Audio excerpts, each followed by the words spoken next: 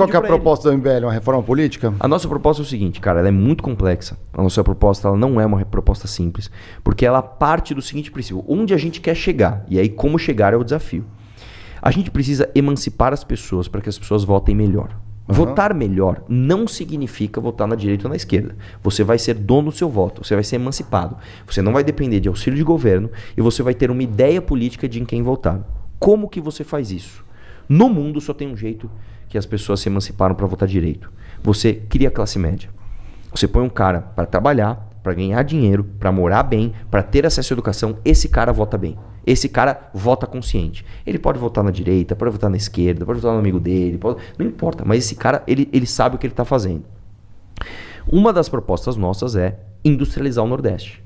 Você só vai gerar classe média se você industrializar o Brasil. E eu acho que o lugar para essa industrialização tem que ser o Nordeste, certo? Sudoeste aqui tem muito já setor de serviços, o agro também é legal, Centro-Oeste é agro. O que precisa? Precisamos de Nordeste. O Nordeste ele tem uma costa que explora... Nem explora assim, não explora nem um terço do potencial que tem para explorar em turismo.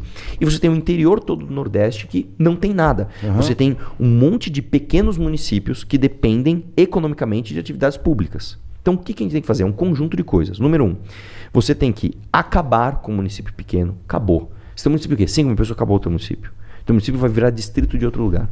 É isso. Já corta um pouco de custo. Total. Você não vai ter uma Câmara de Vereadores que os caras não sabem nem falar. Você não vai ter um prefeito que vai pegar a verba da cultura e vai gastar 400% da verba da cultura para contratar o show, sei lá, do Gustavo Lima. Beleza. Nisso daí, como que você garante que esses subdistritos da cidade, que essas cidades menores vão virar subdistritos, sejam atendidos também pelo interesse público? Vamos lá, você não garante por isso, só por isso. Então, beleza, acabou com isso, menos câmaras municipais, menos prefeitos, votos só em cidades maiores. Você vai pegar essas cidades maiores e aí você precisa ter um plano para industrializar o Brasil. E é aqui que eu divirjo dos trabalhistas. Vamos lá. Então eu estava pensando, você está bem na linha do CREP aí. Então, mas aí vem a divergência. Vamos lá. O que os comunistas, o que os trabalhistas defendem muito? Eles defendem muito uma virada de jogo macroeconômica. Eles defendem o seguinte: a gente paga muito juros de dívida, então a gente precisa sanar esse juro de dívida, e a proposta deles, desculpa, é risível, né? Ou você imprime dinheiro, porque a dívida na sua própria moeda. Isso não funciona, né? Mesmo porque parte da dívida brasileira é indexada no valor da inflação. É internacional também. A dívida internacional é pouca, tá? A nossa dívida externa é isso aqui. A nossa dívida interna é isso daqui. O problema é o seguinte: parte da dívida interna, eu estou falando de quase 30% dessa dívida, não é indexada à taxa de juros. Ela é indexada à inflação. É a inflação mais um pouco. Então, imprimi dinheiro, gerei inflação, paguei mais dívida. É uma coisa óbvia. Ou seja, juros baixos. Juros baixos. Todo mundo quer juros baixos. Fato é o seguinte: como que a gente atinge o tal de juro baixo? A minha proposta ela é microeconômica. Nós nunca vamos desenvolver o Brasil. A brincadeira que eu faço é a seguinte. Imagina que o Trump e o Xi Jinping se deem a mão e falam: pô, eu gosto de samba pra caramba, pô, eu também. Vamos pagar a dívida do Brasil, que a gente gosta deles? Vamos. Isso porque a China e os Estados Unidos juntam dinheiro e paguem a nossa dívida interna. Não temos mais dívida interna. Nós vamos dar certo? Nós não vamos dar certo. Vai dar uma melhoradinha, velho. Sabe por que nós vamos dar certo, cara? Porque o nosso problema ele é microeconômico. As regras do jogo estão erradas. Eu vou dar um exemplo pra você. Tem um amigo meu, o engenheiro Léo, ele tem uma empresa, até decorei no livro, se chama Icopetrel. Vou até mostrar aqui a página para você ver. O que acontece na Icopetrel? Ele faz aço trefilado 1060. Sei. Aí ele vai lá, entra no Syntax, que é um sistema que você vai colocar o código, né, do NCM, que é a nomenclatura comum do Mercosul. Aí ele pega aqui esse código. 7217-2010, com teor de carbono igual ou superior a 0,6 em peso. Pô, é o que eu faço. Ele, pera, tem outro código aqui, ó. 7217-3010, com teor de carbono igual ou superior a 0,6. Pô, é o mesmo código. Aliás, é a mesma descrição, são códigos diferentes, cada um paga um imposto. Aqui no Brasil, cara, se você faz chocolate com biscoito, é uma alíquota. Sim. Se você faz biscoito com chocolate, é outra. Se você vende sorvete, é uma coisa. Se você vende massa láctea congelada, é outra. Aqui nós temos uma anomalia que nenhum lugar do mundo tem. O nosso contencioso tributário, ele é insano. Enquanto a média da OCDE é 0,39% do PIB, e a média da América Latina, surpreendentemente, é menor, 0,19% do PIB. Sabe quanto que é o contencioso tributário brasileiro, velho? Chuta um número alto aí, sei lá. Do porcentagem do PIB, tá? O CDE é Tem 0,4. ideia?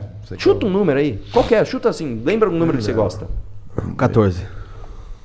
70% do PIB. Contencioso 70% do PIB Vezes está 5. em disputa tributária. Vezes 5, 14 vezes 5. Sim. Você tem noção, velho? Você tem noção disso? Você nunca vai desenvolver. Você pode despejar um caminhão de dinheiro aqui. Você nunca vai resolver isso.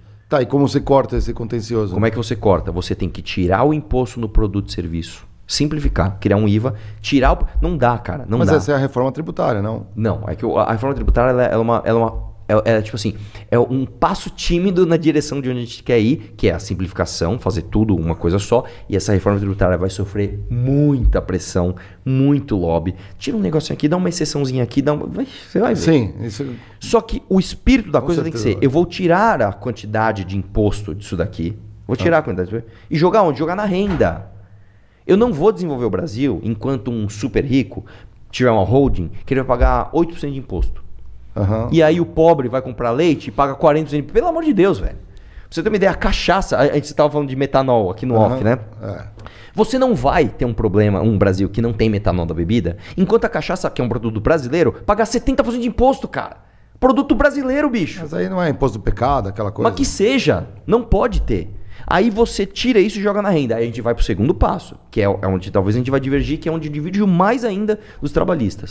Nós nunca vamos ter imposto de renda no Brasil. Nunca vamos. A gente paga muito pouco, tá? A gente nunca vai ter imposto de renda no Brasil enquanto você tiver metade das pessoas na informalidade. Você não cobra imposto de renda Sim, no informal. Como é que você joga na formalidade? Eu tenho uma proposta radical aqui, velho.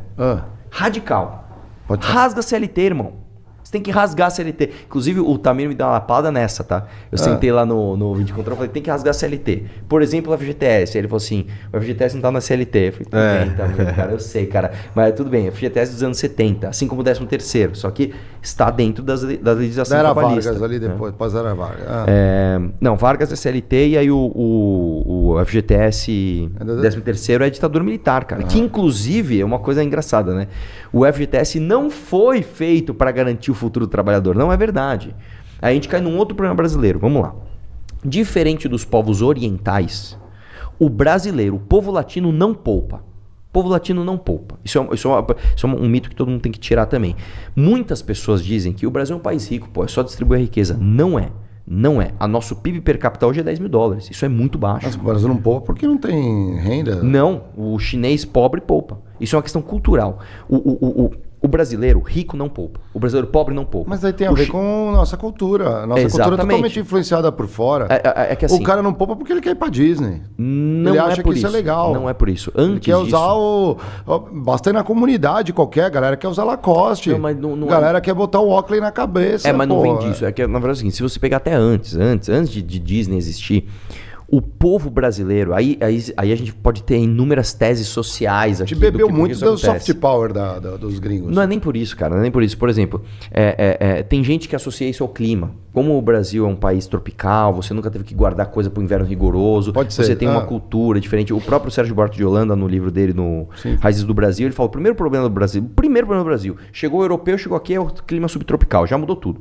Já mudou tudo. Então, o inglês saiu de lá, foi para os Estados Unidos, porra, planície, clima temperado, vários rios navegáveis, ótimo. O português saiu de lá, chegou no Brasil, tudo diferente, velho. Uma parede que é a Serra do Mar, uma mata atlântica gigantesca, puta, tudo diferente. Então, a razão pela qual a gente pode até ficar discutindo. O fato é, o Brasil é um país pobre, nosso PIB per capita é horroroso, nós não temos poupança e o brasileiro não poupa. Então, o que o governo militar fez? Vamos criar poupança para suprir nosso déficit habitacional? E ele criou o FGTS. Então, o FGTS não é direito. FGTS não é direito. FGTS é imposto, cara. As pessoas têm que entender isso. Ah, mas quem paga é o patrão? Não. Quem paga a guia é o patrão. Mas quem paga no fim do dia é o funcionário, porque é o dinheiro dele. Se eu chegar pra você e falar assim, eu tô te contratando por R$1.000. E você tem direito a mais 200. Você ganha 1.200, cara. Você entendeu? Eu te tô tirando 1.000 você tá tirando seu aqui, mas velho. teoricamente você está tirando o poder de decisão de como usa o funcionário, né? Ele podia receber aquele dinheiro, conhecendo bem a galera, às vezes, né, usa isso, né? A gente sabe como funciona. Sim. Mas também os mais vulneráveis, ele tem uma reserva de valor porque ele não sabe poupar. Culturalmente. Nisso eu concordo com você. Então, assim, nós vamos fazer uma poupança compulsória? Legal. Primeira coisa que tem que deixar claro. País nenhum se desenvolve com poupança compulsória atrelada ao trabalho. Esse é o primeiro ponto. Coisa número 2. Nenhum país se desenvolve com a poupança compulsória atrelada somente à moradia. É o uso mais restrito que eu estou fazendo uma poupança para este fim. Pô, tá errado. Uhum. E terceiro ponto, que é o mais absurdo. Eu estou tirando o seu poder de decisão sobre o seu dinheiro. Então você tem R$200 que, em vez de estar na sua mão, está na minha mão. Estou pondo aqui no meu bolso, R$200. Uhum. Com R$200 hoje você compra um tênis. Aí eu não te dou esses R$200. Você não vai comprar teu tênis. Dá um ano. Eu vou te devolver o dinheiro. Então, R$210. Porque rendeu um pouquinho. Aí você vai comprar o tênis custa 250. Eu te roubei. Se eu te devolvo menos do que a inflação, eu roubei o teu dinheiro. Concordo. Então você não pode, você não vai desenvolver o país. Enquanto você tiver um FGTS que rouba o trabalhador, bicho. Ó, tem uma tabela aqui, ó. Uma tabela maravilhosa, cara, que eu mostro para as pessoas, os caras ficam incrédulos. Se você pegasse o seu FGTS, tá? Vamos supor que você trabalhou 20 anos numa empresa formal, carteira assinada, tudo bonitinho. Você trabalhou 20 anos na empresa, cara. Uhum. Estamos em 2025, você trabalhou desde 2005 numa empresa. Você se for trabalhar, legal pra caralho. Se você tivesse tirado o seu FGTS todo e tivesse colocado na poupança, que é o pior investimento possível, assim, onde eu não invisto? Na poupança. Pois na poupança, você tem o dobro. O dobro no pior, cara. Isso é muito ruim mesmo. Mas agora tá corrigindo igual, né? Mas mesmo assim, ele ganha isso aqui da inflação. Vamos pegar, por exemplo, Bovespa, mais que o triplo. Se tivesse colocado no dólar, 4 vezes mais. E aí vem a pior parte, irmão. Se você tivesse colocado em qualquer CDI de qualquer banco, você tinha pelo menos 8 vezes mais pagando imposto de renda. Cara, como é que pode, bicho? Imagina que você hoje, você trabalhou 20 anos na empresa, você tem 100 contos, 100 mil reais, bicho. Você tem 100 mil reais no FGTS. Porra do caralho. Você vai dar entrada numa casinha desse tamanho. Uhum. Se você tivesse colocado no CDI, você tinha 800 pau. Você comprava um apartamento legal. E aí eu vou te dizer mais. O governo é tão filho da puta que o governo chega pra você, eu sou bonzinho. Vou autorizar pra você pegar o seu FGTS do banco e você vai ter um empréstimo que você vai pagar só 3% de juros ao mês. Vai tomar no cu, cara. Como é que você não se revolta, bicho? Uhum. O cara tá arrancando o teu dinheiro, te dando 3% ao ano e tá falando, se você pegar, eu te deixo pegar pra 3% ao mês pra pagar pro banco. Então, mas aí, legal, vamos parar aqui, porque ali você falou assim, pô, uma das soluções é industrializar o Nordeste. Beleza. E a outra tem a ver com... Acabar com a CLT. Acabar com a CLT. Vamos combinar as duas coisas. Ou seja, precisamos de mais indústria e trabalhadores desvinculados a uma proteção, ou uma suposta proteção. Sim. Beleza. Como que você faz... Eu adoraria montar uma indústria. Aliás, eu te juro que eu tenho um projeto de uma indústria. Do quê? Sua indústria do quê? De produtos brasileiros. Para chegar no supermercado. Tipo, Castanha do Pará. Isso e produtos que a gente não comercializa. Umbu, que tem ali, ó, a galera ali, ó, de Tocantins, tá pronto. Uma coisa que não tem? Todo mundo fala, você já comeu pequi de Goiás? Isso. Só em Goiás você come. Em São Paulo você não tem pequi. Mas você teria que... montar pomares, você precisa de um agro para isso. Mas concordo, poderia. Não tem mesmo pequi. Galera de Goiânia aí ou que qualquer coisa que você faça com Sim, pequi. Exatamente. A gente não valoriza muito por exemplo, nossa própria coisa. Eu amo o suco aquele suco que tem muito no Ceará, de graviola. Graviola. Uma delícia aí. Não tem em São Paulo, bicho. Mas tem uma balinha muito boa de graviola. Aquelas balinhas de então, é que juquinha, você faz sabe? O que tem é banana, né? Bananada, essas coisas, mel, né? Isso aí você vai achar.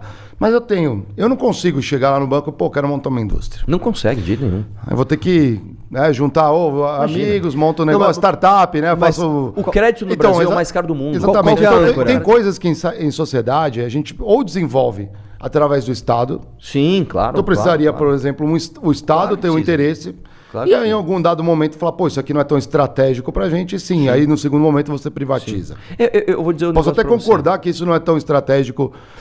O lance é o seguinte, você não precisa necessariamente de um direcionamento estatal para se desenvolver, mas o direcionamento estatal é fundamental. Inclusive, eu acho que é muito bobo o cara falar assim, não, a iniciativa privada não faz nada. Internet tem por causa do Estado, enfim. A Embrapa, sim. O agro brasileiro só existe por causa da Embrapa. Então, não seja liberbobo. Mas por isso, liberbobo. Qual que é a âncora dos direitos? Por exemplo, então, tirei CLT. Tirei CLT. O que o mundo inteiro faz? O que o mundo inteiro se desenvolve? O mundo inteiro se baseia num tripé. Eles protegem o salário mínimo. Você precisa, não dá para te contratar por R$10 por mês, cara. Não, pera lá. Você vai ter um salário mínimo vinculado por hora. Isso é fundamental. Eu não posso te contratar por uma carga horária e te pagar um salário mínimo no final do mês. Está errado. Qual é a sua atividade? O quê? Eu sou contador. Contador é mínimo disso por hora. Você é técnico TI, mínimo disso por hora. Você vai ter um piso da sua categoria na sua região. Isso é outra coisa também, isso tem que ser regional. Você não vai fazer uma legislação que no norte do Amapá, a mesma profissão vai ter a mesma regulação do sul do Rio Grande do Sul, cara. Então, as coisas são diferentes. Eu trabalhei 20 anos em empresas. Essa lei... eu vou complicar para você te manjar aí dando outras razões. Claro. Com o empresário malvadão brasileiro, que esse cara acredita que... E tem muitos, especialmente nesse nível. Quando a gente mexe em estrutura, o que o cara vai fazer é o seguinte. Ele vai terceirizar uma contratação de contadores remotos do Maranhão para pagar R$12 Sim. e utilizar ele no Sul. Sim. Então, por isso que é o ponto de regulação demais também, aí começam... Não, mas o lance só o grande que vai poder fazer isso. O cara dá um jeito. Partindo do jeito. Princípio. O empresário, ele não é herói. E ele não é vilão. O empresário quer uma coisa. O empresário quer lucro. Eu quero lucro. Eu quero fazer, sei lá, copo. Eu quero ter lucro, velho. Vai ter a exceção. Eu amo copo, eu quero fazer copo, eu quero que meus funcionários fiquem felizes. Essa é a exceção. O mercado é o seguinte, eu quero fazer copo. Quanto menos você me custar, melhor. É isso. Então, o que você vai fazer? Você vai proteger o salário mínimo por hora. E você faz 2 regulações de jornada de trabalho. A primeira é, você tem um limite semanal. Eu não posso explorar você. Né? Você tem que ter um mínimo você tem que ter o máximo de horas de trabalho semanais com flexibilidade, como é no resto do mundo. Se você falar assim, cara, essa semana eu vou trabalhar 7 dias. Fechou. Porque na outra eu preciso tirar 3 dias. Tá dentro, tá no jogo. Puta, cara, essa semana eu vou fazer o seguinte, eu vou trocar, em vez de trabalhar do meio-dia às 3 aqui, eu vou pegar esse horário que eu preciso levar meu filho no médico e vou trabalhar para você, sei lá, à noite. Fechou? Fechou. Você tem que ter flexibilidade nisso. Os melhores países... Legal, mas essa flexibilidade é interessante o ponto. Sim. Só que ela é mais comum quando a gente fala do colarinho branco, a galera de escritório das empresas. Não. Em fábrica, o cara não tem como, ele não tem opção, ele tem que bater o turno, senão não monta o turno, né? É diferente. Então é o seguinte, ó, você vai você é o quê? Eu sou metalúrgico. O metalúrgico é o seguinte, cara, você vai ter uma jornada máxima por semana, que é outro tripé também. Você vai ter um descanso mínimo por dia, que o tripé da regulação mundial é salário mínimo, remuneração, jornada semanal com flexibilidade e descanso mínimo. Eu não posso te contratar num turno de 12 horas, você descansa 12, trabalha mais 2 e depois você trabalha mais 2. Não pode. Você precisa de um descanso mínimo. Isso é o mínimo. A partir dali, cada setor vai ter sua especificidade. Então, por exemplo, cara, eu trabalho em fábrica. Ou, por exemplo, você tem uma prestação você é garçom. Você não vai escolher teu horário. Se o meu funcionamento aqui é de quinta, sexta, sábado e domingo, que é quando eu pego, eu preciso de você quinta, sexta, sábado e domingo. Ah, mas eu quero trabalhar na segunda. Não dá. Então, a gente vai se ajeitar aqui. É assim. E as categorias têm que ser regionais. Porque, por exemplo, vou dar um exemplo. Você tem você tem uma especificidade que no interior da Bahia o cara trabalha muito de segunda num bar porque tem uma feijoada que os caras comem lá, todo um exemplo. E não tem isso em Santa Catarina. Então é outra coisa. Outra característica. Nenhum país do mundo concentra suas leis trabalhistas em um documento só. Não tem. Nenhum país do mundo desenvolvido faz isso. Legal, mas na relação trabalhista a gente sabe, né, não tem o mesmo nível. Eles chamam de hipersuficiência e hipossuficiência. Por isso que você tem que ter sim a proteção. Mas aí teria que ter, então, se não tem uma proteção direta do Estado, a própria organização. Tem a produção direta do Estado. Mas e a organização dos próprios trabalhadores? Aí é que tá. Aí a gente cai numa outra questão, que é a questão sindical. O sindicato ele é importantíssimo para organizar as demandas dos trabalhadores. Se você soltar todo mundo, cada um negocia o seu, não dá. Aí está acontecendo uma coisa no mundo que é diferente do Brasil. Veja só. No Brasil, a gente tem um absurdo aqui, que são 2 leis. Eram, né? Uma caiu. A primeira é a unicidade sindical. Então, se eu tenho um sindicato dos fabricantes de copo de São Paulo, não pode ter outro sindicato dos fabricantes de copo de São Paulo. Isso já é um absurdo. Então eu garanti uma reserva de mercado. E antes... O cara só entra se ele quiser disputando chapa dentro do sindicato. Antes, e antes você tinha, agora caiu, o imposto sindical. Então, basicamente, eu reservei um mercado, dei para você e dei a garantia do faturamento. Ó, ninguém vai concorrer com você e por que você vai trabalhar pelos caras? E aí o que aconteceu no Brasil? Olha, é o efeito reverso do resto do mundo. O mundo tem 200, 300, 400, 500. O país tem muito sindicato, tem 1.000 sindicatos no país. O Brasil tem 16 mil sindicatos. É, muita. 16 mil. Mas é que vai por cidade, vai por... Então o sindicato está representando para o contrário. Olha só o que está acontecendo no mundo. No Brasil, eu tenho até o dado aqui, cara. Exatamente. No Brasil, a gente tem muito menos trabalhadores sindicalizados do que no resto do mundo. Pra você ter uma ideia, o Brasil já tinha uma baixa. Aqui, ó. O Brasil, em 2012... tinha 16% dos seus trabalhadores sindicalizados, o que é muito baixo. Em 2023, nós temos 8%. Isso é dado do IBGE. Quer dizer, as pessoas estão fugindo dos sindicatos. Enquanto isso, quando você pega, por exemplo, a OCDE tinha em 1975 33% dos trabalhadores em sindicato. E agora em 2018 tem 16%. Alguns países estão puxando essa média para cima. Você pega, por exemplo, a Islândia. A Islândia é um país de altíssima confiança. As pessoas amam o sindicato lá. Acho que 70%, 80% dos trabalhadores lá são sindicalizados. Tem alguns exemplos aqui, né? Você pega, por exemplo, Noruega, 60%, Itália, 32%, né? Então, existem alguns países que ainda mantêm uma média ali, subindo a média para cima de pessoas sindicalizadas, porque o cara confia no sindicato. Eu acho que esse sindicato me representa. Sim. No Brasil, a gente forçou a mão. Falou, mano, vamos criar sindicato pra caramba, unicidade sindical e tal. E a galera fugiu dos sindicatos, cara. Então, nós temos um problema não na natureza do sindicato em si. Porque a organização, ela via de regra é boa. Se eu faço o copo, você também, não é melhor a gente sentar e conversar? Ô, irmão, vamos fazer assim, vamos fazer assado, vamos negociar assim? Legal. Não é melhor o sindicato falar quanto que os médicos conseguem ficar em plantão, quanto não conseguem? Óbvio. Não é melhor o comércio falar como é o comércio, né? Cada um, o mundo desenvolvido foi nessa direção. O Brasil foi na direção oposta. Então, não dá pra eu vir aqui e falar assim, cara, o problema do Brasil, eu juro. Tá, é um dos problemas. Nós não vamos resolver esse problema enquanto a gente resolver isso. E mesmo que a gente resolvesse esse problema magicamente, pagamos a dívida, o Brasil continuaria com esses problemas. Eu vou dar um exemplo para você. Quando o Temer colocou a PEC do teto, nós chegamos de uma vez a bater 7% de juros, não na canetada. O juros simplesmente baixou. Por quê? Foi uma sinalização do mercado. O mercado, a atividade econômica, ela é essencialmente uma atividade de confiança. Por que que eu compro uma água de você? Por que eu te dou R$10? Porque eu sei que você vai me dar uma garrafinha de água. Senão eu falo, vai, 1, 2, 3 e já! Né? Por que eu empresto dinheiro para você? Porque eu sei que você vai fazer uma coisa e depois você vai me devolver. Legal. A atividade econômica é uma atividade humana de confiança. Quando a gente tem um país que não dá para confiar, o passado é incerto no Brasil. Você tem contencioso tributário de 70% do PIB, cara. Você tem relações trabalhistas que cada hora acontece uma coisa. Eu contei na outra vez que eu vi no podcast aquela vez, várias histórias minhas também. E eu sou um empresário desse tamanho, bicho.